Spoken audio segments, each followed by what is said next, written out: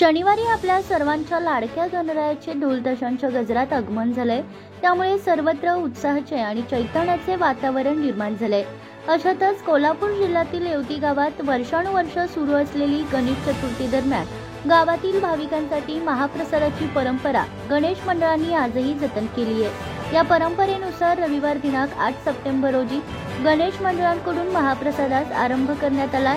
गावातील धर्मवीर संभाजीराजे तरुण मंडळ प्रणित छावा ग्रुपकडून सालाबाद प्रमाणे यंदाही गावातील सर्व भाविकांसाठी महाप्रसादाचे आयोजन करण्यात आले होते.